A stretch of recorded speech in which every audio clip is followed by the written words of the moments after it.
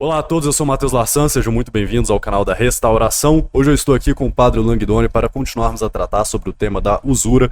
E hoje nós vamos apresentar uma figura extremamente importante e muito pouco conhecida, que é a figura do quase cardeal Marco Mastrofini, uma pessoa importantíssima que mudou a forma da igreja ver a doutrina econômica e escreveu algumas coisas basicamente legitimando a usura. Hoje vai ser um episódio bombástico e muito importante. Antes de passar a palavra para o padre, eu peço a você que considere se inscrever no canal, ativar o sininho de notificações, deixe seu like, seu comentário no vídeo e compartilhe com os amigos no WhatsApp. Assim o YouTube vai entender que esse vídeo é relevante e vai mostrar para cada vez mais pessoas. Padre Langdoni, sua bênção, como é que vai? Vamos tratar desse tema. Deus abençoe o senhor Matheus Larsan e também aos membros da Ação Restauracionista. E aqui estamos mais uma vez para mais um Conversas com o Clero. E desta vez, este episódio certamente será o de maior gravidade, aquele que certamente terá mais consequências dentro do meio tradicionalista. Eu diria até mesmo quase semelhante à questão do sede-vacantismo, do Halimã político de Leão XIII, porque hoje nós vamos falar do Halimã econômico. Muito bem, essa questão que nós vamos tratar hoje aqui sobre o Marco Mastrofini, sobre Gregório XVI e sobre os empréstimos que a Santa Sé recebeu da família Rothschild é algo que eu creio que vai mudar in eternum a visão do tradicionalismo católico. Então eu peço bastante paciência e bastante atenção dos nossos ouvintes, porque o que será tratado aqui hoje é algo inédito, creio eu, no mundo inteiro. Ninguém parece que tratou deste tema, e a ação sempre está na vanguarda, evidentemente. Nós não somos repetidores dos antigos, nós sempre estamos inovando. Nosso pensamento é independente. E, independentemente das consequências deste episódio, que nós já sabemos que serão bastante duras, nós temos que falar a verdade tal como ela é. Muito bem, senhor Matheus Larsan, eu faço uma pequena observação antes de nós iniciarmos. Quando o senhor fez o episódio lá, anos atrás, lá nos primórdios da ação restauracionista, sobre o Halimã político de Leão XIII, tudo mudou na tradição no Brasil e nós podemos dizer até mesmo fora do Brasil. O próprio termo Halimã se tornou mais corriqueiro, entrou no vocabulário e na mentalidade tradicionalista e hoje todos entendem o problema do Halimã político de Leão XIII. Acontece que a maioria não entende o problema do Halimã econômico. E eu acho que eu descobri o porquê. Porque este tema nunca foi tratado antes. Ou, se foi tratado, esta figura que nós vamos revelar aqui na ação hoje, sempre foi uma coisa oculta, obscura, sombria, etc.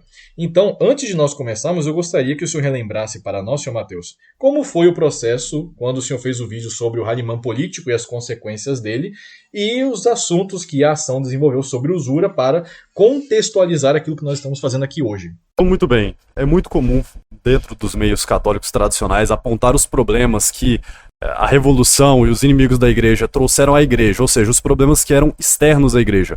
Mas pouco se fala de como a igreja deixou de agir perante esses problemas, ou como ela mudou a sua forma de ação.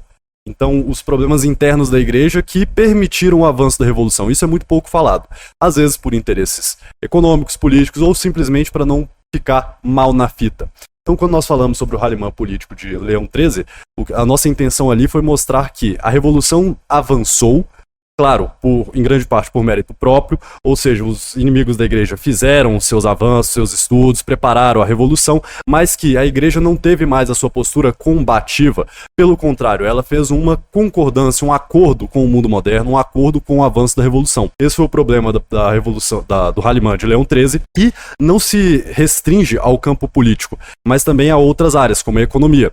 Que a igreja, ao longo dos séculos, como nós falamos naquele vídeo, naquele Conversa com o Clero, de quase 7 horas de conversa sobre a usura, a igreja foi alterando não a doutrina, mas a forma de lidar com o problema da usura.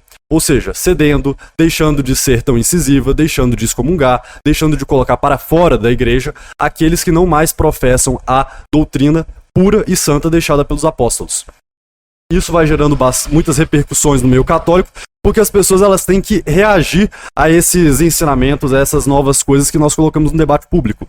Porque, bem, ou elas mantêm o discurso, e aí tem os problemas de manter o discurso, ou elas vão ter que alterar o seu discurso para continuar sintetizando com as coisas que já foram ditas. E hoje aqui com a questão do Marco Mastrofini, nós vamos continuar com essa apresentação de problemas dos Halimãs feitos pela Igreja Católica. Exatamente, como muito bem disse o senhor Matheus Lassan, essa questão do Halimã de Leão XIII traz consequências igualmente no campo da teologia, no campo da moral, e também acaba afetando o mundo econômico, tanto dos estados como na igreja. E, como também disse o senhor Matheus, no nosso episódio de praticamente 6 horas sobre a questão da usura, que foi um super especial, e também no último vídeo que nós gravamos sobre a questão da politicagem, ali no final nós falamos um pouco sobre o Marco Mastrofini, mas não entramos em muitos detalhes. Acontece que, até o momento, pelo que nós podemos investigar, este personagem não foi muito bem explicado pelos tradicionalistas em geral. Então, eu não sei se eu sou o primeiro nesta matéria.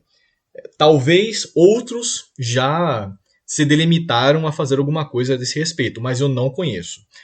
Por exemplo, eu não creio que o professor Murilo Rezende tenha tratado deste tema, ou seja, dos empréstimos dos Rothschilds ao Vaticano, nem em relação ao trabalho do Marco Mastrofini.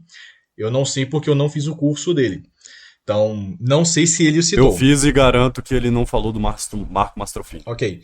Mas aqui, para ser um pouco justo também, honesto, para não falar, nós somos os primeiros. Não, eu não sei se alguém já falou. Então, igualmente, como nós citamos no episódio de 6 horas sobre a usura, eu fui procurar no E. Michael Jones e ele não cita o Marco Mastrofini. Lá também não há.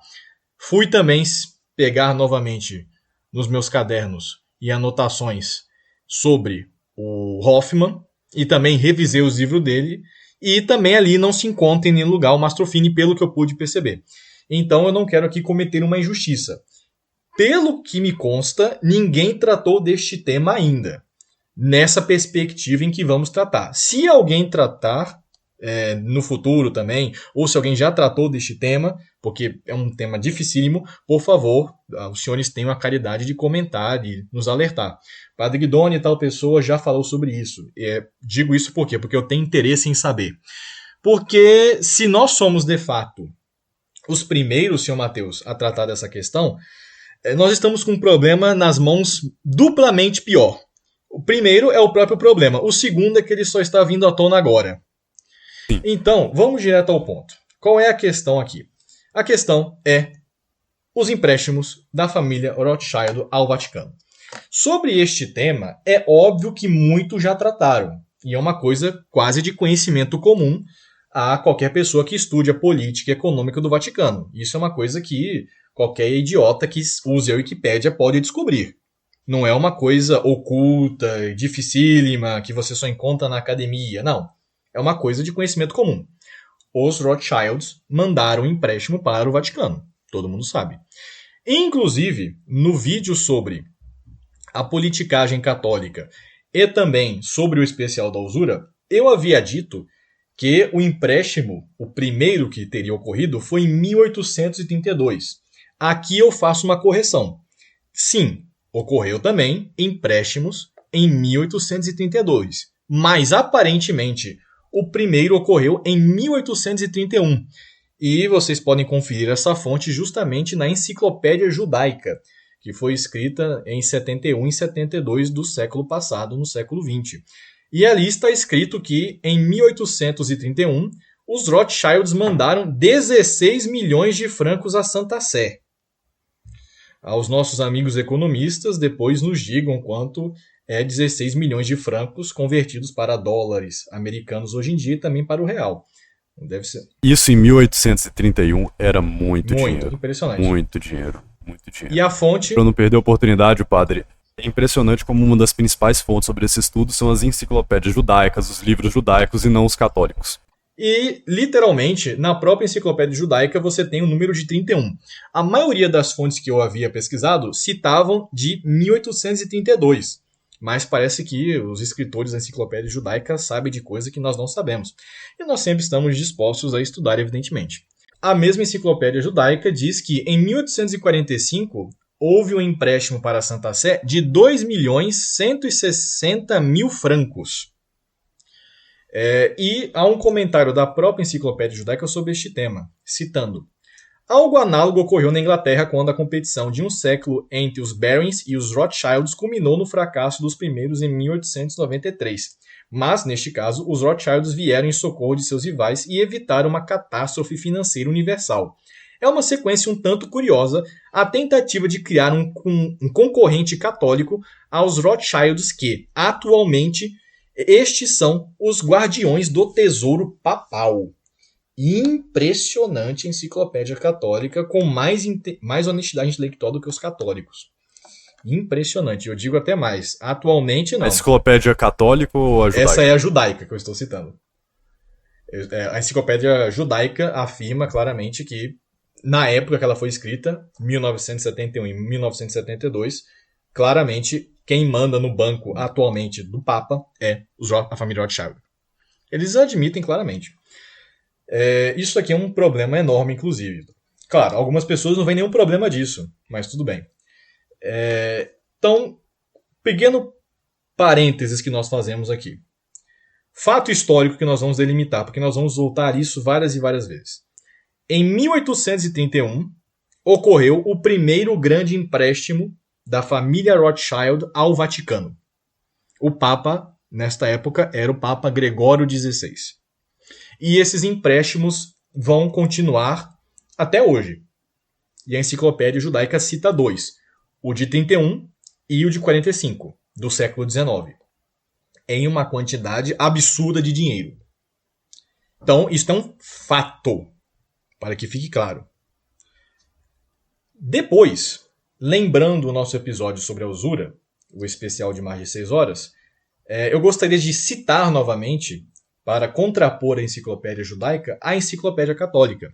Porque há um pequeno erro, ou melhor, não é que é um erro, mas eles não explicitaram completamente. Porque afirmar que, como afirma a enciclopédia judaica, que a família Rothschild é a guardiã do tesouro papal, atualmente, ou seja, 1971 e 1972, não é totalmente correto. Tecnicamente, eles já são os guardiões do Papa financeiramente desde o primeiro empréstimo, desde 1831.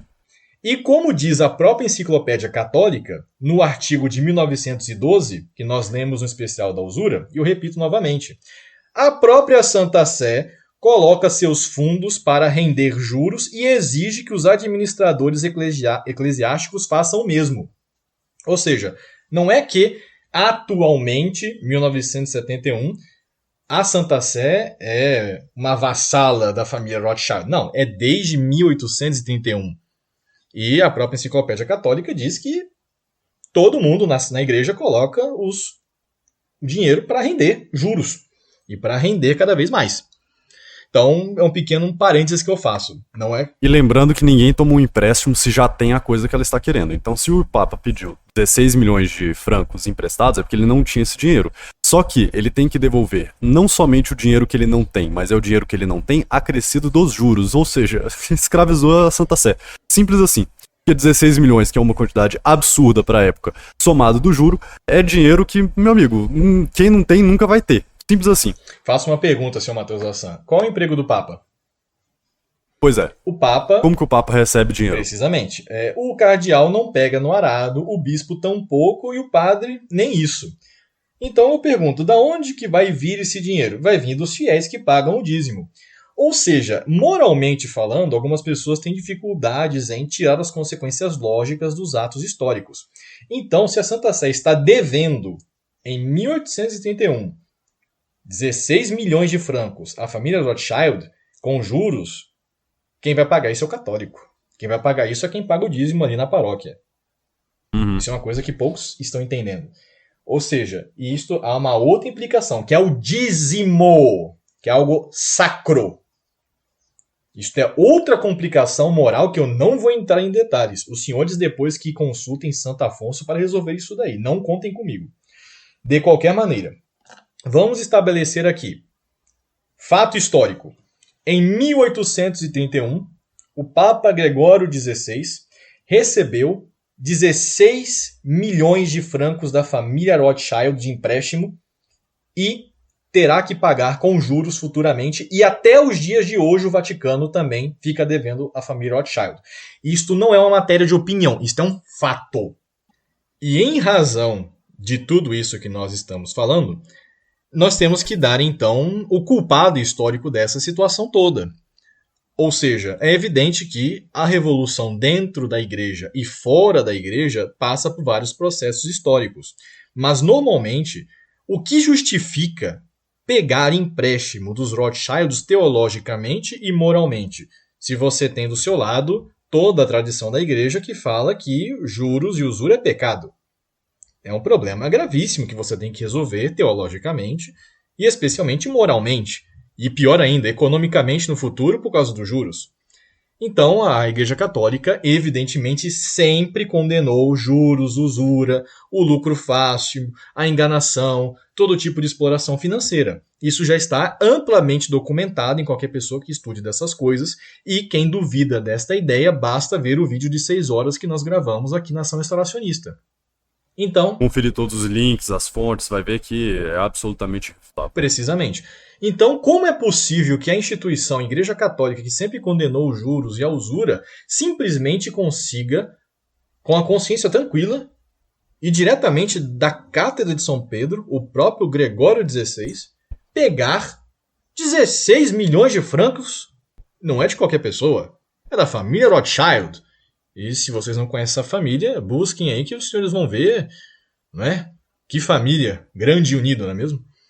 Então, o que justificou isso tudo aí? Bem, muitas pessoas tentaram entender o que estava acontecendo e a maioria das interpretações são bastante falhas. A maioria é bem de um viés marxista. A igreja estava quebrada porque a revolução, o protestantismo, as guerras de religião, problema, a Revolução Francesa, crise financeira. Aí, então, a igreja foi forçada a pegar o dinheiro. Ok. Uma visão muito materialista e rasteira Sim. da situação também. Normalmente a verdade ela se esconde, historicamente falando. É a coisa que os nossos amigos teólogos e filósofos não entendem muito bem. Eles acreditam que a verdade histórica pode ser medida em uma folha de papel ou com um silogismo. Não é à toa que não entendem nada. Então, eu sempre achei bastante estranho. A igreja sempre condenou a usura, mas em um belo dia a igreja pegou ali empréstimos Rothschilds. Não faz muito sentido. Então eu sempre fui buscando de saber cada vez mais de onde que veio esse problema.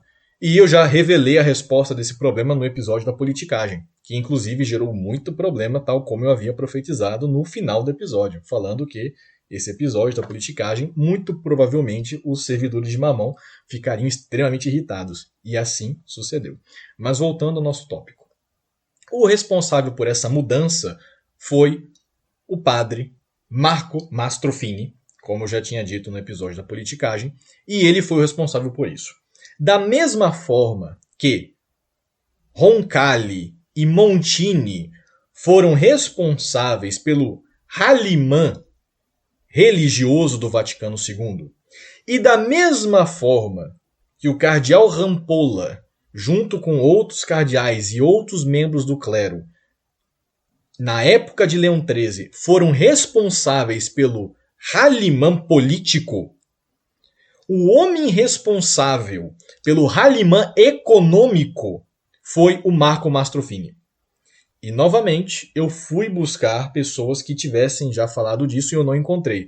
Fui buscar no Murilo Rezende, não encontrei. Fui buscar no Hoffman, não encontrei. Fui buscar no Jones, também não encontrei.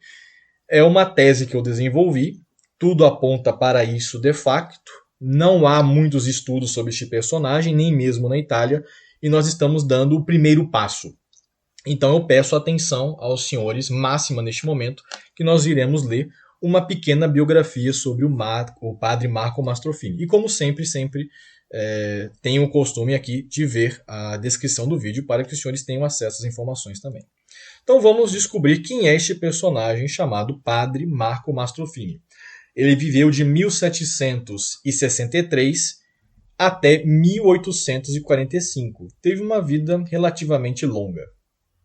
Então, ele passou por momentos muito importantes na história da igreja. Importantíssimos. Tanto politicamente falando, que, claro, a Revolução Francesa, Napoleão, tudo mais, como também sobre pontificados importantes, né? Pio VII, que quase coroou Napoleão, Pio VI, que condenou a Revolução Francesa. Ele estava vivo durante Bento XIV, não é? Que Talvez ele ainda não fosse ordenado na época de Bento XIV, quando ele publicou a Vix Pervenite, que é outro tema, outra encíclica importante sobre o tema da usura. Mas bem, você vê que o espírito do tempo foi muito conveniente para as ações do Mastro Fini. Ele chegou a ver até mesmo Leão XII. É um homem que viu muita coisa e sabe de muita coisa da igreja.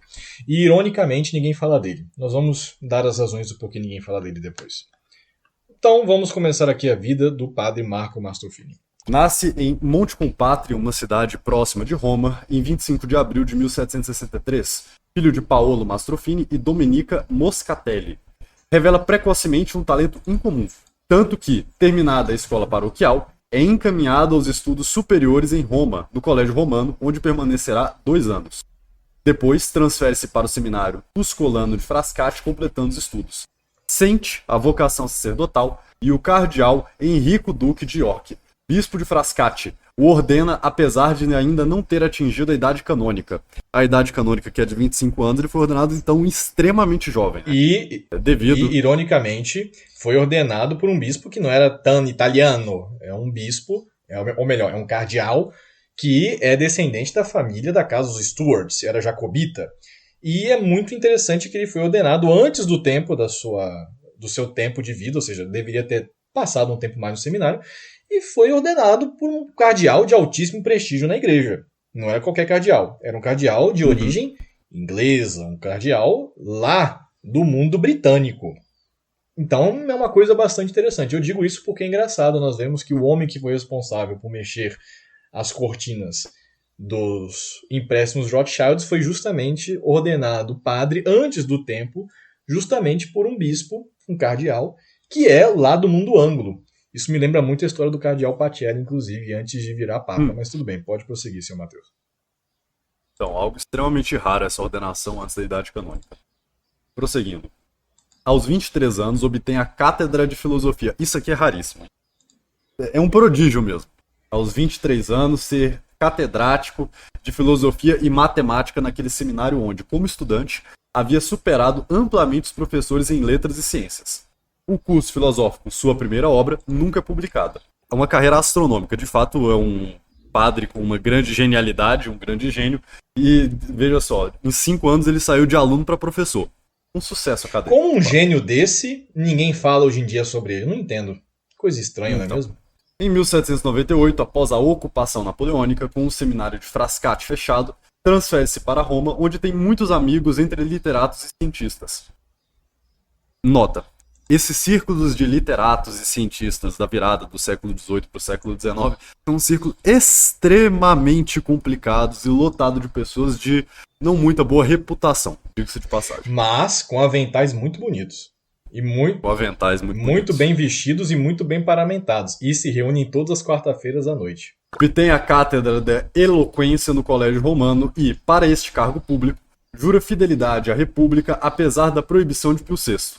Para demonstrar a licitude do juramento, escreve um opúsculo chamado Honestidade do Juramento Cívico, proposto no artigo 367 da Constituição Romana. Observação, é um padre juramentado. E ele é liberal, completamente democrático, é o liberal que se diz liberal conservador, é o padre Mastro Fini.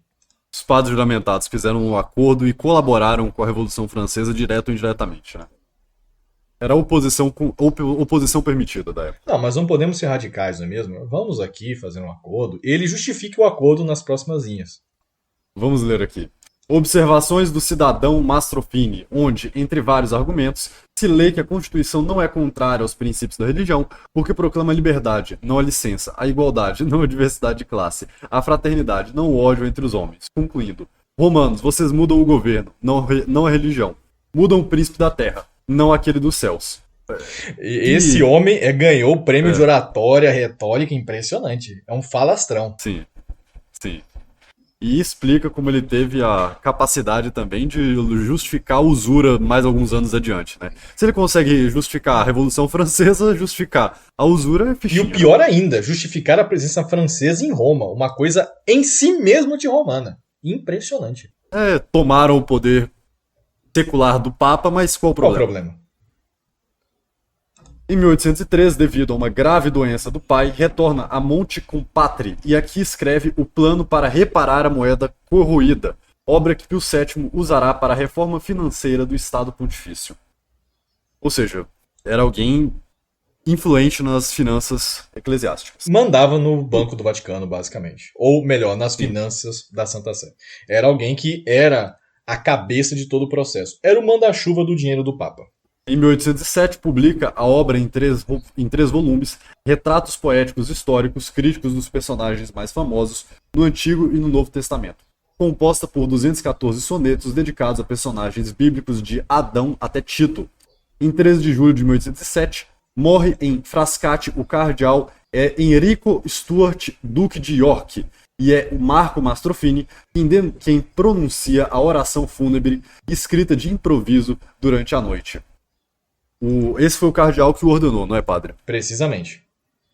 Em 1808, durante a nova ocupação francesa de Roma, permanece em Frascati empenhado nos estudos clássicos e faz preciosas traduções de Lúcio Aneofloro sobre as coisas romanas e de Lúcio Ampélio sobre as coisas memoráveis do mundo e dos impérios. Em 1812, traduz do grego as antiguidades romanas de Dionísio de Halicarnasso. Observação. Ou seja, um homem muito culto, Sim. o Mastro. E nada de repreensível, está fazendo muito bem. E observação, seria muito bem para a alma dele se ele continuasse esse tipo de estudo e não fosse lidar com a economia do Papa. Ou seja, às vezes, meus senhores, o demônio se utiliza de pessoas extremamente cultas para o mal. Imagine este homem servindo ao bem, que grande bem fará a igreja. Mas, infelizmente, como nós sabemos, trabalhar para Deus não dá muito dinheiro. E aí acontecem esses problemas históricos. Normalmente o diabo não se utiliza de pessoas sem valor, né? São justamente pessoas de grande valor que podem avançar a causa da revolução. Assim é. Prosseguindo. Em 1814, publica a importante obra Teoria e Prospecto, ou Dicionário do Crítico dos Verbos Italianos, conjugados especialmente dos anômalos e pouco conhecidos nas terminações, muito apreciada pela Academia de Crusca, que a utiliza para a revisão do dicionário da língua italiana. Restaurado o poder pontifício, o Estado Pontifício, em 19 de julho de 1814, é nomeado pelo cardeal Pacca consultor da nova congregação cardinalícia para os assuntos do Totius Orbis. Pio VII concede uma pensão vitalícia por seus méritos literários e para com a Santa Sé. Uma pensão vitalícia. Então, veja que Pio VII entendia que o Mastrofini foi alguém que prestou relevantes serviços à causa da Igreja Católica. Veremos quais são esses. O que ele fez com esse tempo de pensão vitalícia. Veremos. Né? Em 1831, publica o livro As Usuras, livro em 3 partes, impresso em 19 edições, obra apreciada sobretudo pelos economistas e traduzidas para todas as línguas europeias. Em 1832, quer falar alguma coisa? Sim. Este livro, que seria o La Usura, que nós citamos no nosso vídeo sobre a politicagem católica, é a fonte do problema. Como o senhor pôde notar, senhor Mateus, a data é de 1831, precisamente a data fatídica, já sobre Gregório XVI, em que ocorre o empréstimo à Santa Sé dos Rothschilds. Que curioso que no ano em que o livro sobre usura do Marco Mastrofini é publicado, no mesmo ano os Rothschilds mandam dinheiro para o Vaticano. Que coisa engraçada. E depois nós vamos ver qual é a tese central do Marco Mastrofini. Mas guardem a data. Ou melhor, entendam primeiro o personagem e analisem o que está acontecendo. Estamos falando de alguém que goza de grande prestígio na corte papal, desde o tempo de Pio VII, que foi ordenado por um bispo ligado ao mundo anglo, e que literalmente refez a política monetária papal sobre Pio VII, e era até mesmo bem louvado pelo Papa, recebeu até mesmo a pensão vitalícia, e em 1831 publica sua obra em 3 livros sobre a usura, no mesmo ano que os Rothschilds mandam dinheiro para o Vaticano. Será que isto é uma coincidência? Nós vamos ver depois. E vamos ver qual é a tese central do livro sobre a usura do Mastrofini. Já adianto, é uma negação de toda a tradição da Igreja Católica. Podemos prosseguir, senhor Mateus Assan. Em 1832, publica Sobre a maneira de medir as lesões enormes nos contratos. E em 1834, o estudo sobre paternidade e filiação. Ainda em 1834, publica Amplíssimos Frutos a Colher no Calendário Gregoriano, extraordinário trabalho em que ilustra um calendário inovador proposto na ordem do dia do Concílio Vaticano I, mas que não é examinado devido às interrupções dos trabalhos. Pelo que eu andei lendo, ele também sofreu uma influência de Conte nesse período, né, padre? E essa tentativa de criar um novo calendário é algo muito parecido com o que aconteceu na Revolução Francesa, e é um fato que nos deixa estupefatos, como que pode ter sido proposto e quase analisado em concílio a promulgação de um novo calendário sob essas influências positivistas. Ou seja, é um homem que não está disposto somente a mudar a economia do Vaticano, está disposto a mudar os tempos e os dias. Então, nós vemos aí que tipo de persona nós estamos lidando. E é óbvio que se trata de uma reformulação do calendário totalmente ligado a uma ideia liberal, moderna, democrática, positivista, etc. Que vem, inclusive, bebendo dessas fontes da Revolução Francesa, que mudou o próprio calendário da França, que vem de tempos imemoriais no Ocidente. Então é uma coisa impressionante. Não se trata de mudar só a economia, se trata de mudar todo o escopo da igreja. E tem gente que acredita que o problema é o ralimã religioso do Vaticano II, e se esquecem do político e nem sabem que existe o econômico. Impressionante. Podemos seguir. E nós fazemos questão de analisar a biografia desses personagens principais, ou pelo menos fazer uma apresentação sucinta e sumária, porque as suas obras elas têm que ser analisadas dentro do conjunto. Então, até o momento, pergunta aqui aos nossos ouvintes, um homem que quer mudar o calendário, que foi um padre juramentado, que sofreu influências do Conte, do positivismo, disso, daquilo outro, quando ele vai escrever sobre a usura, será que ele está com a melhor das intenções, as mais católicas possíveis, ou que, na verdade, ele tem intenções ocultas, não é? Não, mas senhor Lação, o senhor tem que ver com caridade. Cadê a caridade? Não é assim. O senhor tem que ter uma visão hermenêutica da caridade. Não é porque a pessoa tem contato com o lixo da época que ele vai concordar, entende? Na verdade, ele está ali meramente aprendendo. Se você precisa ter... Quem condenou? Cadê o documento condenando? Então, é católico. É possível que um grande pecador, que um pagão, alguém que não tem a fé católica, escreva alguma coisa muito boa, mesmo tendo uma vida péssima. Mas, de modo geral, isso não acontece. E, normalmente, quando alguém publica alguma coisa boa e tem interesses ruins, normalmente não é para fazer o bem com aquela coisa boa, mas muitas vezes é para utilizar de uma coisa boa para fins ruins. Porque nós sabemos que é totalmente possível mentir usando a verdade. Então, se você sair picotando e recortando a doutrina da igreja aqui e ali, você consegue fazer grandes heresias com isso. Um texto sem contexto, na verdade, é um pretexto. Exato. Não é? Como diz o ditado. Mas eu não creio que uma pessoa que era amiguíssima de Pio VII teria essa vontade de mudar a igreja. De forma alguma, não. Certamente ele era totalmente católico. A gente vai ver daqui a pouco que catolicismo é esse.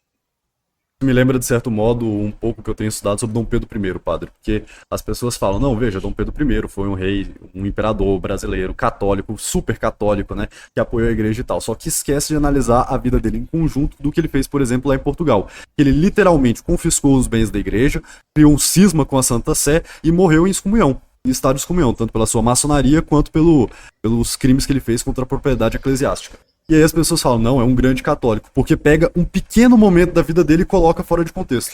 Aí é fácil. É por isso que a história, apesar de não ser propriamente uma ciência, ela sempre é um dos maiores conhecimentos. Porque o Marco Mastrofini convenceu o Papa a pegar os empréstimos com os Rothschilds. E quem é que financiou a campanha de Dom Pedro mesmo? Os Rothschilds. Sempre, toda santa vez. Esse tipo de questão não pode ser analisada como se fosse um argumento lógico, racional, como se fosse um livro de filosofia. Não, a história ela é caótica, ela tem esses movimentos completamente dialéticos e as pessoas... Contraditórios. Sim, e a maioria das pessoas não consegue ver o que está acontecendo. O imperador usa a coroa e fala que é católico. Logo, ele é católico, porque se você diz com a boca, é evidente que o seu coração pensa a mesma coisa, não é mesmo? Esse é o pensamento do católico médio. E nós vemos que toda vez que tem alguma revolução no mundo, é sempre a mesma pessoa que está lá financiando. E o pior, alguns criticam Dom Pedro I e outros imperadores e outras pessoas por terem pegado empréstimo com os Rothschilds. Ok, estão corretos. Mas irão usar deste mesmo julgamento para a Santa Sé? Pergunto. Pois é. Inclusive, essa postura do Papa Gregório XVI nesse assunto é engraçada, né? Porque ele mesmo pega o empréstimo dos Rothschild e aí recebe Dom Miguel, que foi o inimigo dos Rothschild, e fala que ele é o grande rei católico, ou seja... Não, mas aí que está, Lação. na cabeça de Gregório XVI, não tem nenhum problema, porque o grande Marco Mastrofini provou que não tem problema nos seus livros sobre usura. Logo não tem problema, por quê? Porque tem um padre aqui que escreveu uns livrinhos e um idiota de vermelho carimbou falando que é verdade, logo é verdade. Ou seja, assim é fácil fazer revolução. É a coisa mais fácil do mundo. E fizeram na cara dura e passou, e aqui estamos nós, talvez pela primeira vez na história da humanidade, expondo isso. O que é pior ainda, inclusive. Nós não falamos isso com alegria, não, nós falamos com grande pesar. Mas, bem, a verdade é a verdade. É fogo. Não é mole, fogo. não. É mole, não.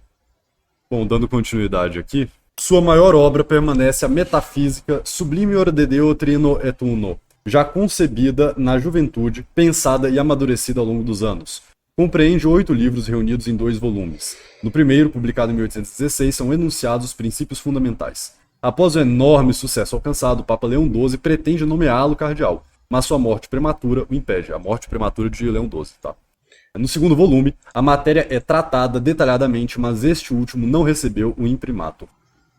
Desde 1820, Marco Mastrofini vive em Roma na casa do sobrinho Leandro Piuffa, eu creio que é assim que se pronuncia. Primeiro na casa de Piazza del Paradiso, posteriormente na Piazza Montecitorio, 121, onde morre em 13 de março de 1845, com 81 anos de idade. Aqui, uma lápide colocada pelo município de Roma o recorda como erudito em filologia, teólogo e filósofo. É transportado para Monte Compatre para ser sepultado, conforme seu desejo, na igreja de São Silvestre. Na lápide aqui colocada, lê-se: luz do sacerdócio do saber itálico tentou a maravilhosa harmonia da razão com o mistério. Isso é uma frase assim... Não, na cara dura. É complicado. Não, é obscena. É obscena. É obscena. Porque, claro, não é uma frase herética em si mesma, mas nós sabemos muito bem quem é que gostava desse tipo de tentativa de conciliação do que eles entendem como razão com o mistério. Até porque o católico sempre tentou harmonizar as verdades sobrenaturais com a luz da inteligência natural. Ou seja, essa questão de razão e fé nunca foi um problema para os católicos, nunca. Na escolástica não foi, durante a Idade Média não foi, nunca foi um problema. Aí morre e tenta harmonizar a razão com o mistério. Que conversa estranha é essa, sabe? Tem cheiro de heterodoxia, pra dizer o mínimo. Mas lendo aqui novamente a lápide pra gente prosseguir e concluir. Luz do sacerdócio do saber itálico tentou a maravilhosa harmonia da razão com o mistério. Buscou e tornou conhecidas as vias do justo. Revigorou o estudo do verdadeiro com a prática do belo. Fica em nós a lamentação pelas hostilidades que encontrou entre seus contemporâneos e pelo esquecimento em que é mantido no presente. Chorei. É emocionante, realmente. Um mártir da fé merece a palma de justiça. Canonizem imediatamente esse homem. Ou seja, este texto foi escrito evidentemente por um dos seus biógrafos, que escreve de forma bem corriqueira sobre o homem e fala alguns detalhes sobre a vida do padre Marco Mastrofini. À primeira vista, o que nós temos aí? Um homem que subiu rapidamente na hierarquia eclesiástica, mesmo não tendo se tornado bispo, quase se tornou cardeal, e foi o homem que renovou e reformou toda a política monetária do Vaticano desde a época de Pio VII. E atenção, era um padre juramentado, liberal, democrático, positivista e tudo aquilo que há de perverso. Não é gente boa de jeito algum. E ele vai ser o homem que estará dentro da política do Vaticano na época de Gregório XVI, justamente em 1831, na época do empréstimo da família Rothschild. E neste mesmo ano do empréstimo, o padre Marco Mastrofini escreve a sua obra sobre usura em 3 livros, defendendo que não existe, enfim, usura e nem juros que seja condenável, mas somente um tipo que nós vamos explicar daqui a pouco. Então, é um personagem que gozou de grande fama nos ciclos eclesiásticos romanos. Não negamos a sua genialidade nas coisas humanas, especialmente o seu latim e o grego, que ele também dominava, e também as coisas boas que ele fez, como, por exemplo, recuperar essas obras do latim e retorná-la ao italiano. Mas o problema é que ele claramente era um liberal democrata, e o problema foi que ele é o homem que fez a política econômico do Vaticano. Nós podemos dizer que ele é um pré-rampola. Ele foi o rampola econômico. Ele foi o homem que fez o ralimã econômico na Igreja Católica. Mas, padre, em base em que você afirma isso? Novamente, peço que todos vejam aquilo que está na descrição e confiram os links ali, que ali estão as informações centrais. Mas o grande problema é o seguinte. Nós começamos essa exposição mostrando a problemática do empréstimo dos Rothschilds, em 1831. Muito bem. E agora apresentamos o padre Marco Mastrofini, que em 1831 escreve um tratado em 3 livros sobre a usura. Nossa tese é a seguinte. O livro do padre Marco Mastrofini foi escrito para legitimizar teologicamente o empréstimo dos Rothschilds à Santa Sé. Isto não está escrito, evidentemente, no livro dele, o que é evidente. Não se pode revelar o segredo tão abertamente assim. E ele é um padre juramentado. Claro que ninguém vai falar. Atenção, pessoal, estou cometendo uma grande picaretagem, hein? Olha, atenção no que eu vou fazer. Evidente. Normalmente, quem vai querer passar a perna em vocês faz de forma discreta, não é declaradamente. Porque é aquela coisa, alguns católicos acreditam que o lobo só é lobo se ele se declarar lobo. É impressionante, ou seja, tem a inocência de uma ovelha de fato, o católico médio. Eu não sei como o pessoal rejeita o Vaticano II. Às vezes eu fico me perguntando, rapaz, né? Como é que os tradicionais rejeitam o Vaticano II? Porque se eles aplicassem a mesma régua para tudo, eles estavam aceitando até o Vaticano II. O problema é que eles aceitam. São 2 pesos, 2 medidas. Eles aceitam tecnicamente, mas só não fazem os mesmos ritos. É porque no Brasil, e outras partes do mundo também, né? O que importa é o rito, é a missa. Esse negócio de... Esse povo... Olha, quem sabe, sabe. Meio tradicionalista, a grande parte são pessoas ateias que vão na missa. Eu falo isso, inclusive, como uma pessoa que está há muitos anos no movimento tradicionalista e da perspectiva de um sacerdote, inclusive. Isso seria um outro episódio para nós tratarmos. Mas voltando. A teoria que nós queremos propor aqui é precisamente essa. Marco Mastrofini mandava na economia do Vaticano, desde a época de Pio VII, e ele foi responsável por fazer o acordo teológico que propiciou a entrada do dinheiro dos Rothschilds dentro do Vaticano. A nossa tese é esta. Padre, você se baseia nisto em quê? Bem, nossa apresentação desta tese se baseia, primeiro, nas próprias datas do empréstimo, ou seja, 1831, o que é um fato, e na própria data que foi publicado o livro do padre Marco Mastrofini, que foi também em 1831. E que a observação continuou depois, os empréstimos nunca pararam. Mas o primeiro foi em 1831. Fonte, Enciclopédia Judaica. Que coincidência. Ok, padre, mas pode ser uma coincidência, padre. Não quer dizer que isso quer dizer alguma coisa. Não, talvez o senhor está vendo com maus olhos. Bem, sendo assim, nós vamos analisar então alguns trechos da obra do padre Marco Mastrofini. Padre, onde eu consigo ter acesso à obra do padre Marco Mastrofini? Aqui na descrição do vídeo você terá acesso ao livro no original em italiano e em suas traduções para o espanhol e francês. E também vários dados biográficos sobre Marco Mastrofini. Então, o livro em questão foi publicado em Roma pelo próprio padre Marco Mastrofini, que, observação, lembro mais uma vez, era o homem que mandava na economia do Vaticano como alguém que era o braço direito de Pio VII nesta matéria. Então, o nome do livro é Le Usura, Libre 3, Discussione dell'Abate Marco Mastrofini. Foi publicado em Roma no ano de 1831. E, evidentemente, está aparecendo na tela agora para vocês, para que todo mundo veja, para que não diga que nós estamos tirando essas informações, não é, da Wikipédia, por exemplo, como algumas pessoas fazem. Aqui nós trabalhamos com fatos. E nota, não é problemático usar a Wikipédia, mas pelo menos cite de onde você tirou. Não é o caso nosso aqui, evidentemente. Mas, este livro foi publicado no mesmo ano dos empréstimos. E qual é a tese central do livro? A tese central do livro é a seguinte: que nem na Sagrada Escritura, Antigo e Novo Testamento, nem na tradição patrística dos padres da igreja, nem nos concílios e nem na escolástica e tampouco na Idade Moderna, pós-Concílio de Trento e Contra-Reforma, e até a data em que o livro foi publicado, no século XIX, no ano de 1831, que nunca houve de facto uma condenação total a juros e a usura. E que todas as vezes em que usura ou juros é citado como uma coisa ruim, negativa e pecaminosa, é somente no caso de cobrar juros de uma pessoa paupérrima, na miséria e pobre que não tem praticamente nada. Então, a tese central do padre Mastrofini é essa. O que é o pecado de juros e usura? É cobrar do paupérrimo e do miserável. Mas, de qualquer outra pessoa, está liberado. Se pode fazer sem nenhum problema. E não é pecado.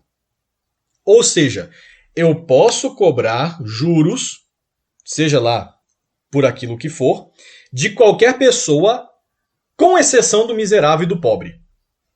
Então eu posso cobrar juros do rei, do papa, do rico, até mesmo da classe média, que já estava nascendo naquela época por causa do capitalismo, e de pequenos comerciantes ou até mesmo proprietários de terra. Você só não pode cobrar de alguém que não tem uma galinha. A pessoa ali na Itália, o que você tem de posse? Você tem uma casinha e você tem 2 galinhas e você tem... E é isso aí. Ok, você não vai cobrar nada dessa pessoa de juros e nem usura. Mas, você tem uma vaca? Então podemos negociar a taxa de juros no seu caso. É neste nível que nós estamos lidando aqui. A tese do padre Marco Mastrofini é esta. Que não há condenação a juros e usura pelo fato dos juros e a usura. Não há. A tese dele é essa. É uma coisa totalmente nova. Ele foi o primeiro a falar isto.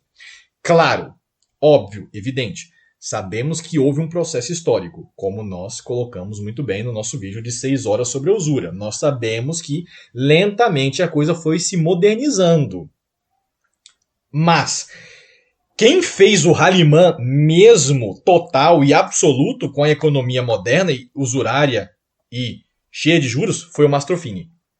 Uhum. E nós vamos mostrar aqui de facto. Então, senhor Matheus Lassan, para facilitar o entendimento dos nossos ouvintes, nós estamos citando diretamente a versão em espanhol do livro do padre Mastrofini. E nós temos aí na tela neste momento um excerto da carta do frade Vicente de Maza, que é ex-vicário-geral dos menores observantes e ex-procurador-geral da Ordem e consultor do Índice e do Santo Ofício. Ou seja, nós estamos falando de um inquisidor. E ele escreveu uma carta ao padre Marco Mastrofini, que foi indexada no início da obra na versão espanhola. O senhor poderia ler para nós? Pode-se ler diretamente no espanhol, não há nenhum problema. Para que fique claro, qual é a opinião de um dos chefes do Santo Ofício sobre a obra do padre Marco Mastrofini? Eu leio sim. É o Frei Vicente de Massa, certo? Sim, ele mesmo. Frei Vicente de Massa, ex-vicário-geral dos menores observantes, ex-procurador-general del Orden, consultor del Índice e del Santo Ofício. A discussão que a pessoa ela trava sobre a usura está compreendida em 3 livros, cada um dos quais, sobre o mesmo argumento, é como um tratado diferente, bastando por si próprio para fazer superior ao que está encarregado de defender. No primeiro livro, ele demonstra, ao meu parecer, no caso do Frei Vicente Massa, evidentemente que nem as escrituras e nem as tradições, nem nas escrituras e nem na tradição, se encontra alguma coisa que condene a ganância moderada. Atenção, hein? Discreta, nem opressiva ou fraudulenta. Parece até que eu li errado, mas é exatamente o que está escrito. O pior é que está correto, é literalmente isso. Eu lerei até em espanhol para que fique claro. Ni en la tradición se encuentra cosa alguna que condene las ganancias moderadas, discretas, no opressivas ou fraudulentas. Ou seja, ele diz que, repetindo, nem nas escrituras e nem na tradição se encontra coisa alguma que condene a ganância moderada, discreta, não opressiva ou fraudulenta. Salvo... Pode falar. Inquisidor. Isso daí era o Santo Ofício do século XIX. Não tem problema, tá liberada a ganância. Impressionante. E isso nem é o Mastrofini. Isto é um membro do Santo Ofício que está aprovando a obra dele como católica e para ser lida em todo o orbe católico. Impressionante. Uma ganância moderada que não seja opressiva e fraudulenta. Hoje em dia se diria que é uma ganância de Jesus. Pode continuar. Aquilo. Se você acumular bens dentro da razoabilidade, é bom. Mas, né, o que é razoabilidade? Aí depende de quanto que vai vir para a igreja. Impressionante. Basicamente, impressionante. Então, não se encontra na escritura coisa alguma que condene a ganância moderada, discreta, desde que não opressiva ou fraudulenta. Salvo sempre em pero los derechos del pobre. Ou seja, salvando sempre desde que resguardado o direito do pobre. Comentando este tópico, ali, aquele QV ponto se refere ao próprio Mastrofini, ou seja, que vossa reverência, no caso. Literalmente, o que nós temos aqui, nós estamos citando a obra em espanhol, é um homem do Santo Ofício que está dando sua bênção ao Marco Mastrofini, ao padre, dizendo que é maravilhoso o texto dele e que na escritura e na tradição não se encontra nada contra a ganância moderada, discreta, nem opressiva ou fraudulenta, com exceção dos pobres. Porque você pode com todo mundo, mas com pobre não. Porque esse vai ser o argumento do Mastrofini em toda a sua obra. Que preconceito é esse com pobre, honestamente, né? Não, é impressionante, é aquela coisa. Não, é porque não pode ser tão descarado, sabe, Lassan? Então, a revolução sempre vai um passo de cada vez. Então, olha, a gente pode cobrar de todo mundo. Eu diria que é o princípio dos negócios, não é mesmo? Você vai tirar o que do pobre? Já não tem nada para tirar. É assim que o empresário pensa, é assim que o Mastrofini pensava. Para que eu vou pegar usura e juros com o pobre? Ele não tem nada.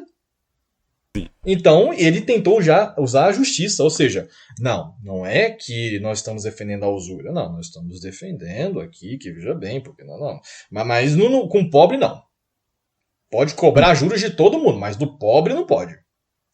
Do pobre não pode. Impressionante. Aí, a minha pergunta é, onde você acha isso antes de 1831? Você não acha. A não ser, talvez, alguém ali em Salamanca, mas é outra história. E nem ali você foi tão descarado na época que aconteceu. Mas nem na pior época do mercantilismo, na febre do ouro, se teve isso. Impressionante. Para piorar a situação, logo abaixo, senhor Matheus Lassan, e que nós vamos colocar na tela aí também, a outra carta, que é a carta do frade Juan Tomás Turco, e também consultor do Santo Ofício. Ou seja, as obras antigamente tinham que passar pelo Santo Ofício para serem publicadas e lidas. Ou seja, o Santo Ofício não serve para nada, pessoal. Esse negócio de imprimado, isso é tudo mentira, tá? Na modernidade, isso não quer dizer absolutamente nada. Porque se essa obra passou no Santo Ofício, passa tudo. Tá tudo liberado. Afinal, quem paga a mitra escolhe a missa. E às vezes até o Papa. Não vou entrar em detalhes. Mas, se o senhor pudesse, senhor Matheus Lassan, prepare-se para o que o senhor vai ler agora, né? Já tome um ar extra, porque vamos ver coisas feias. E vai piorar ainda mais daqui a pouco.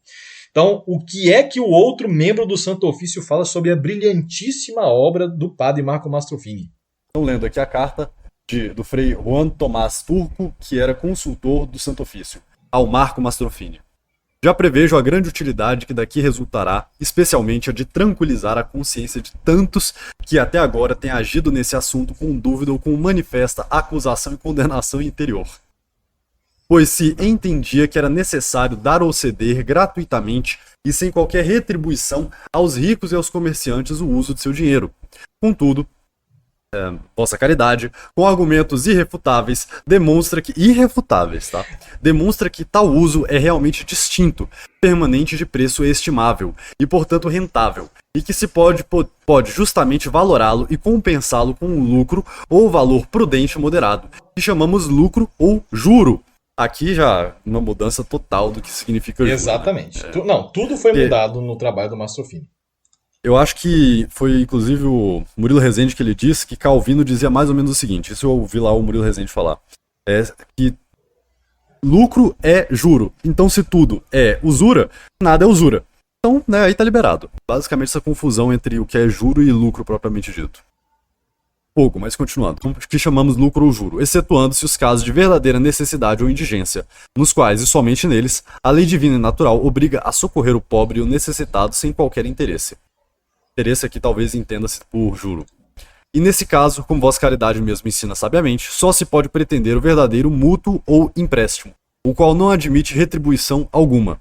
E é deste tipo que fala a Sagrada Escritura os Santos Padres e Sumos Pontífices, entre os quais o grande Bento XIV, citado acima, quando condenou as usuras sobre o mútuo, ou seja, as usuras exorbitantes. Impressionante. Rapaz, impressionante.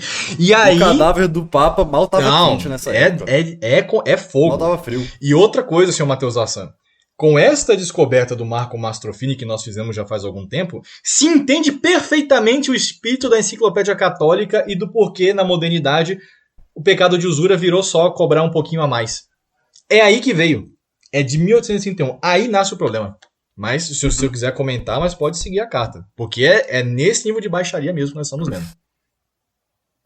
O que pra mim é mais escandaloso são as primeiras linhas, né? Porque é dito claramente, o seu trabalho vai servir para aplacar as consciências que estavam gritando por conta do seu pecado. Não é? A pessoa trabalhava com uma dor de consciência, com a consciência dela se acusando a si mesma, e aí agora com a obra do Mastrofini, não, é uma passada de pano monumental, ou seja, é um grande doril. Ah, sua consciência está gritando, dizendo que está errado o que você está fazendo, não tem problema, não escute sua consciência, não escute a razão natural, escute o padre Mastrofini. Isso aí é uma verdadeira lobotomia espiritual. Não, veja bem, você pode praticar esta loucura que você está fazendo, por quê? Porque tem um padre ali que falou que está liberado porque é a opinião dele. E se é uma questão de opinião, você pode fazer. Fizeram isso com a aprovação do Santo Ofício. Mas é óbvio que vão fazer isso. Afinal, quem é que está pagando o salário do padre do Santo Ofício? O mesmo homem que refez toda a política do Vaticano econômica na época do Pio VII, que propiciou o empréstimo dos Rothschilds por Gregório XVI. Afinal, quem é que estava mandando na política econômica do Vaticano a não ser o próprio Marco Mastrofini? Quem é que fez? Fui eu, por acaso? Óbvio que não. Foi o Marco Mastrofini. Isto é evidente, mas só fica evidente se você conhece a obra dele, a pessoa dele e a teologia antiga, tradicional sobre a questão do dinheiro. E você compara com a moderna. E aí você vê. Resultado, não é sem razão que nós aqui, muito provavelmente, fomos os primeiros que descobrimos essa bomba chamada Marco Mastrofini. É desesperador que no Brasil isso tenha sido descoberto.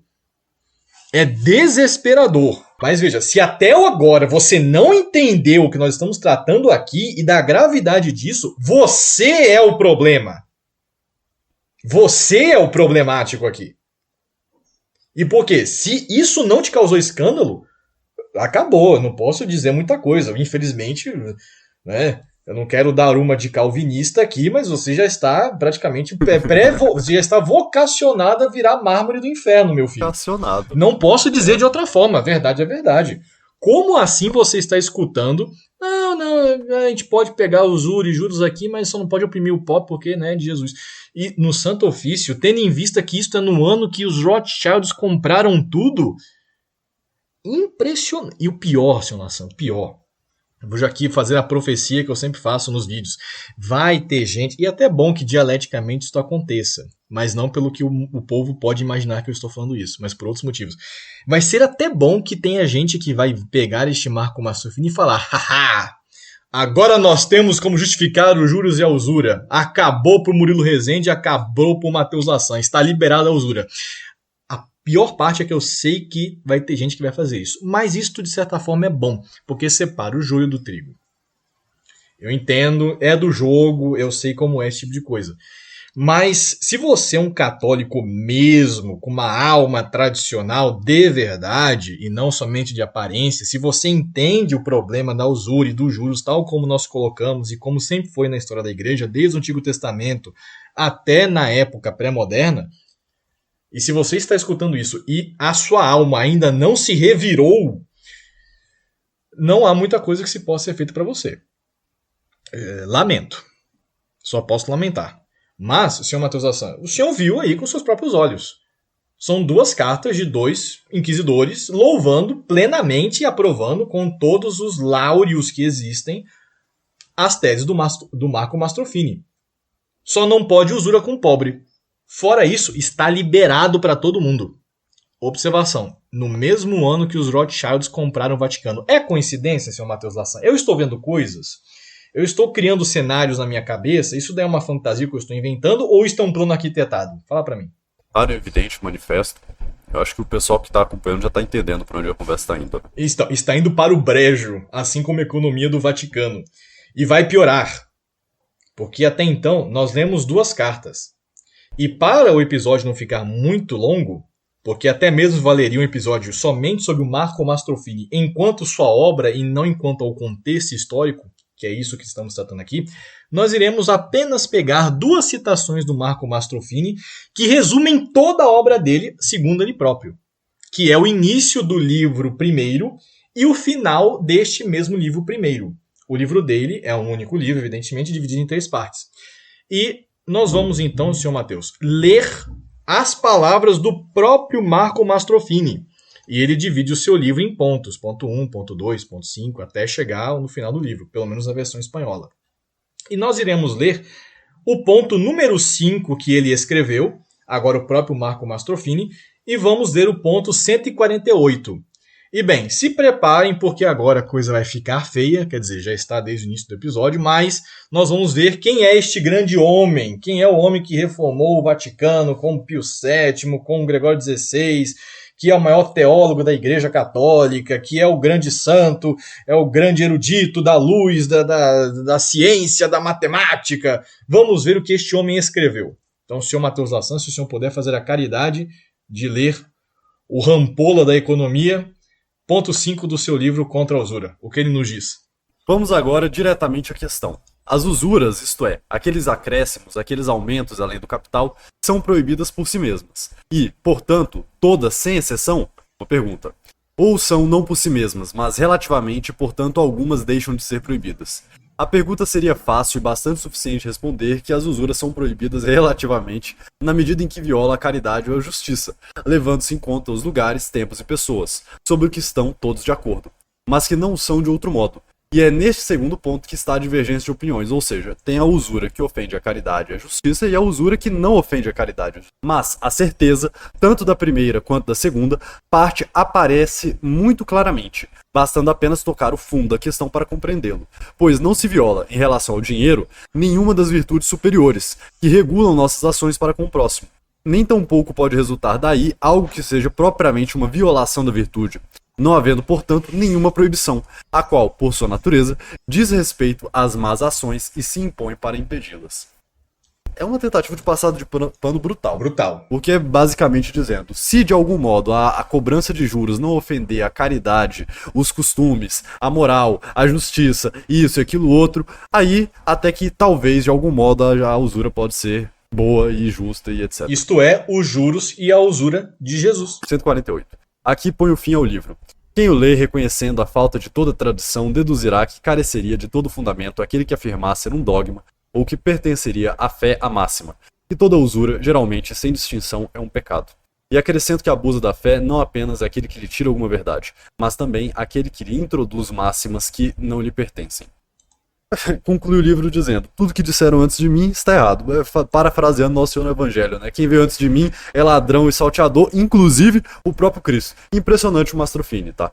Ou pior ainda, o Cristo concorda comigo e quem não discorda está contra o Cristo. Ou seja, quem é a doutrina social da Igreja Católica sobre economia? O Mastrofini. E quem discorda não é católico. Ele acabou de dizer isso, basicamente. E Sim. O Santo Ofício concorda com ele. Ou seja, tudo que nós lemos das duas cartas, mais o próprio Mastrofini agora, bem, nós estamos vendo diante dos nossos próprios olhos que qual é a doutrina católica da Igreja sobre a questão econômica, em especial juros e usura.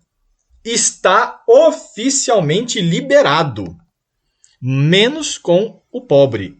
E não é um pobre que não tem grandes possessões. Seria, no caso, o paupérrimo, o miserável, aquele que está em condição de penúria. Não uma classe média, por exemplo, ou alguém que está crescendo financeiramente na vida. Não se trata desse tipo de pobre. Estamos falando aqui daqueles que não têm nada. Ou seja, isto foi a justificativa teológica dada pelo Mastrofini para justificar, em grande parte, a usura recebida do Vaticano vias diretas da família Rothschild. Ah, mas padre, onde é que isso está escrito no livro do Mastrofini? Eu li o livro do Mastrofini inteiro e ele não falou em nenhum momento que isso é para justificar os juros e a usura dos Rothschilds. Então você está mentindo, porque não está escrito aqui. Veja, eu sei que Existem pessoas no Brasil que têm dificuldade fortíssima com textos. Eles acreditam que a história é a Suma Teológica. Não, a história não é a Suma Teológica, meus irmãos. A história não é um livro de filosofia. A história é aquilo que, do fato, se extraiu alguma coisa como um dado. A história real, ela nem sequer é registrada e escrita. Ela acontece nos bastidores. E aqui eu não estou propondo uma teoria da conspiração. Eu estou colocando o fato tal como ele é. Então vamos por partes novamente para que fique bem claro. Em 1831, os Rothschilds mandam um empréstimo ao Vaticano gigantesco. Ponto. Na época de Gregório XVI. Por consequência disto, o padre Marco Mastrofini, que já tinha reformulado e recriado toda a economia do Vaticano na época do próprio Pio VII, escreve no mesmo ano do empréstimo este tratado em 3 livros sobre a usura e conclui que nem na Bíblia e nem na tradição da igreja e nem no magistério que não há nenhum tipo de condenação a juros e a usura per se, mas somente quando ela é feita contra o pobre. E que, portanto, está errado quem diz que você não pode cobrar juros e usura. Esta é a tese dele. E esta tese foi aceita pelo Santo Ofício inteiro. O livro dele foi traduzido para praticamente as principais línguas europeias. E ele era o homem responsável pela política do Vaticano. E é evidente que ele tinha consciência do empréstimo da família Rothschild. E, por consequência, após a data de 1831, aquilo que nós podemos chamar de Halimã econômico, que prefigura inclusive o Halimã político, na época de Leão XIII, junto com Rampolla, é aquilo que dá, de facto, todo o problema ligado à problemática dos juros e da usura e do fim desta doutrina da Igreja Católica. É, enfim, um desastre. E por isso, nós podemos concluir que foi o Marco Mastrofini que mudou na prática e também no discurso e também na teologia, a teologia católica inteira. O homem basicamente falou que antes dele tudo estava errado na igreja. Ou melhor, que em realidade ele é o suprassumo do pensamento econômico da igreja, porque todos concordam com ele. Jesus Cristo concorda com Mastrofini, São Tomás de Aquino, todos os concílios, desde Moisés, desde Abraão, todos são mastrofinianos. Fonte, o próprio Mastrofini, é claro. E que, se você fala que cobrar juros, usura, isso é pecado, quer dizer que você não entende da teologia católica, da moral e da economia. Essa é a grande tese dele. Em que ano isso foi feito? Em 1831, na época que os Rothschilds compraram o Vaticano. Impressionante. Este é o Halimã econômico. Este é o Halimã econômico de facto. Está comprovado que foi isso que aconteceu. Pela própria comparação das datas. E a pergunta que eu faço, e que eu já fiz em outros episódios. Quem depois desta data na Igreja Católica lutou novamente contra juros e usura? Eu não conheço nenhum. No campo da teologia, isto é, escrever um tratado contra a usura, e especialmente contra a opinião do Marco Mastrofini, não tem. Isso não significa que personagens individuais tenham escrevido contra a usura antes do Vaticano II, entre o espaço do Mastrofini e 65. Sim, é óbvio que padres e alguns bispos ainda atacavam a usura, aqui e ali, mas era um pensamento minoritário na igreja, após Mastrofini. Afinal, você não vai atacar quem está te pagando. E quem está pagando a Igreja Católica é a família Rothschild desde 1831.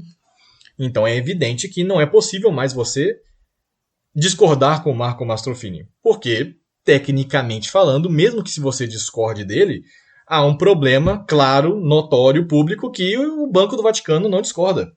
E que nem o Papa discorda. E que os juros também não vai discordar mais. Isso é um problema gigantesco e ninguém parece que entendeu isso até agora. Por quê? Porque, ironicamente, a figura do Marco Mastrofini desapareceu da história. Veja, até mesmo os conterrâneos da cidade onde ele nasceu e viveu, até hoje não conhecem a história dele. Na Itália, se vocês procurarem documentação sobre isso, é quase nada. Quase não há material sobre ele disponível, tese, documentação, artigos. É pouca coisa que se tem sobre o Marco Mastrofini. Afinal, é evidente, os grandes agentes de mudança histórico normalmente são bem ocultados para que não se encontre em que momento se deu a problemática histórica. Exemplo, o caso de Lutero. Todos conhecem Lutero como aquele que promoveu a reforma protestante. Ele é o ator principal da peça, mas não quer dizer que ele é o único. E na história sempre existem aqueles agentes que estão ocultos e que não entram nos livros de história. É quem financia, é quem ajuda, é quem conspira. E é evidente que, no caso econômico do qual nós estamos tratando, nós sabemos os agentes principais. Isto é, a família Rothschild e também o Vaticano e o Papa Gregório XVI, que infelizmente receberam dinheiro da Mamon Latria. Ocorre que, historicamente falando, a figura do padre Marco Mastrofini foi ocultada, eu penso que de forma deliberada, justamente para que não seja possível ao historiador e todos aqueles que estavam por vir não tivessem um meio de acessar a fonte primordial dessa mudança doutrinal na igreja, barra teológica, barra econômica, que se deu justamente no pensamento do Mastrofini. De modo que chegássemos hoje em dia e ao cúmulo da contradição com a tradição da igreja, nós temos que ser obrigados a fim escutar a seguinte frase: mas a igreja sempre pensou assim. Mas São Tomás pensava assim. Mas Jesus Cristo ensinou isto. Sempre foi assim na igreja. Sendo que, em realidade, foi o Marco Mastrofini que criou essa doutrina de juros e usura está liberado, mas para o pobre não. E, pelo fato de que ele foi ocultado, e a sua obra, a sua vida, etc., é muito mais difícil rastrear de onde saiu o problema. E se você não conhece o seu inimigo, você não consegue combatê-lo. De modo que os católicos que estão lutando contra a usura, por não conhecerem o padre Marco Mastrofini, não sabem a origem do problema do ralimã econômico principal. Observação, não começou com ele, é uma sucessão histórica, mas o ponto central é verdadeiramente ele. Se isto não é conhecido, tampouco é combatido, e tampouco você entende como o processo aconteceu. A mesma coisa como Lutero, como eu estava explicando. Você pode até entender o fenômeno protestante com Lutero, mas como é possível entendê-lo em suas conjecturas maiores se você não tem noção, por exemplo, daquilo que nós chamamos de hebraísmo cristão? É impossível entender os meandros disso sem este detalhe. Da mesma forma que não é possível entender aquilo que aconteceu economicamente na igreja se você não entende o problema do Marco Mastrofini, mesmo que você tenha conhecimento dos empréstimos dos Rothschilds. Então é um problema que aqui no Brasil nós temos essas pessoas que acreditam que estudar a história da igreja é como ler um manual, um tratado. Não, não se trata disso. A história é uma arte interpretativa que muda de acordo com os fatos e através da descoberta histórica. E tendo em vista essa nova descoberta, que é a figura do Marco Mastrofini, fica claro que é impossível ignorá-la e nós temos duas opções. Ou nós concordamos com ele, ou nós discordamos dele. Nós temos o nosso partido, evidentemente. Estamos contra o Marco Mastrofini. E da nossa parte temos que combatê-lo, o que é evidente, e deve-se criar estudos sobre este homem urgentemente para refutá-lo, o que creio que não será tão difícil, mas é uma tarefa que deve ser gerada. E aqueles que defendem a usura, seria muito engraçado que defendessem o Marco Mastrofini, porque deste modo, defendendo a usurocracia e defendendo esse liberalismo, ficará mais evidente ainda a diferença entre a modernidade e a tradição. No caso, os opositores de nós, neste caso, seriam os nossos maiores ajudantes nessa empreitada. Mas eles não sabem disso.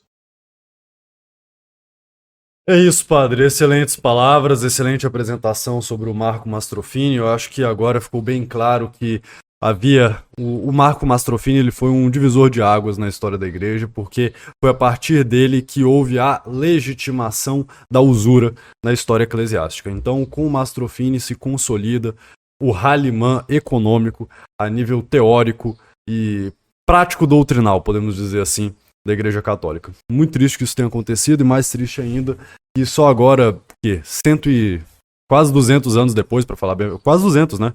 190 anos depois, que agora que estejamos descobrindo este problema. Mas bem, agradeço a apresentação de hoje, padre. Espero que possamos voltar aqui mais vezes, temos mais assuntos a tratar. E pergunto a ti se tem mais alguma consideração final a fazer, senão peço que deixe a vossa bênção. A consideração final é a de sempre. É um breve resumo com últimas palavras. Novamente, de forma extremamente pedagógica. O Vaticano recebeu milhões de francos da família Rothschild, na época do papado do Papa Gregório XVI. E o homem responsável, teologicamente, para viabilizar uma aceitação da igreja deste empréstimo foi o Marco Mastrofini, de modo a mudar a teologia da igreja para aceitar a usura e os juros. E ele foi ocultado ao longo dos anos e ao longo dos séculos, de modo que não se encontrasse novamente a fonte deste problema. E aqui nós estamos expondo ele em 2025. Novamente, não sei se alguém já o fez, não conheço. Se alguém fez, nós desconhecemos. Nós gostaríamos bastante de conhecer alguém que já tenha tratado deste tema, mas infelizmente não logramos encontrar ninguém. Mas, de qualquer forma, se ninguém fez, aqui estamos e vamos adiante, de modo a combater a usurocracia, a mamonlatria e essa destruição completa da economia tradicional que foi destruída pelo Marco Mastrofini, mas que agora estamos aqui para combatê-lo. Dito isso, é muito triste, que sabemos que infelizmente vai demorar bastante tempo para que esse tipo de coisa viralize no nosso meio e que saia disso um resultado benéfico. Até lá, vamos lutar o bom combate. Maravilha, agradeço muitíssimo, peço que quem esteja nos ouvindo lembre de deixar o seu like, o gostei nesse vídeo, deixar um comentário, compartilhá-lo no WhatsApp com os amigos e também fazer a sua inscrição, ativar o sininho de notificações.